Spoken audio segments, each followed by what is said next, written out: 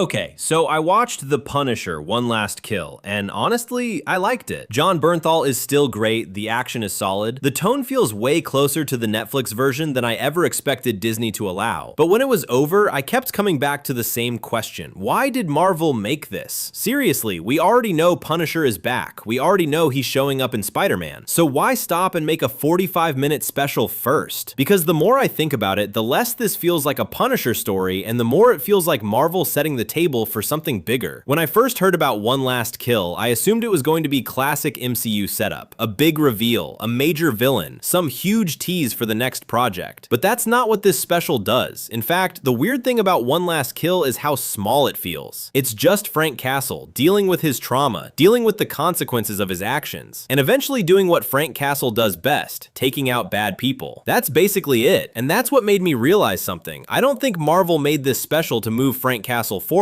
I think they made it to remind audiences who Frank Castle is before he enters a bigger story. Because look at where Marvel seems to be heading. For years, everything got bigger. The multiverse, variants, time travel, gods, reality-ending threats. Now suddenly Daredevil is back, Kingpin is back, Punisher is back, and Spider-Man is finally returning to a more street-level version of New York. That doesn't feel accidental. It feels like Marvel is rebuilding an entire corner of the MCU. And if that's true, Punisher becomes really important. Because Frank Castle doesn't fit into the multiverse. He doesn't care about alternate timelines or cosmic threats. Frank deals with criminals, gangs, corruption, and violence. He's street level. And that's why I think One Last Kill exists. Marvel could have dropped Frank Castle directly into Spider-Man and fans would have loved it. No explanation needed. But instead they spent 45 minutes reminding us exactly who Frank Castle is. Because Frank isn't Spider-Man. Spider-Man believes people deserve second chances. Frank Castle doesn't. Spider-Man stops criminals. Punisher kills them. Spider-Man believes in responsibility. Punisher believes in consequences. And before those two characters eventually share the screen, Marvel needed audiences to remember that difference. The more I think about it, the more I believe this special isn't really about Punisher's future at all. It's about establishing the rules of Marvel's new street-level universe. Daredevil represents justice. Spider-Man represents responsibility. Punisher represents vengeance. And when those philosophies start colliding, that's where things get interesting. Now, maybe I'm giving Marvel too much credit. That's always possible. But if One Last Kill was only meant to be a standalone Punisher story, it honestly feels unnecessary. The reason I think it exists is because Marvel wanted Frank Castle fresh in everyone's mind before whatever comes next. Not the logo, not the skull, the character. Because if Spider-Man really is heading back toward a grounded New York story, then Punisher may end up being one of the most important pieces on the board. Not because he's the strongest character, but because nobody challenges Spider-Man's worldview more than Frank Castle. And maybe that's the real reason One Last Kill exists. Not to tell us where Frank Castle is going, but to remind us exactly who Frank Castle is before he gets there. But that's just my theory. Am I completely off base, or did you finish One Last Kill wondering why Marvel made it too? Let me know in the comments below, and if you enjoyed this video, don't forget to like, subscribe, and I'll see you in the next one.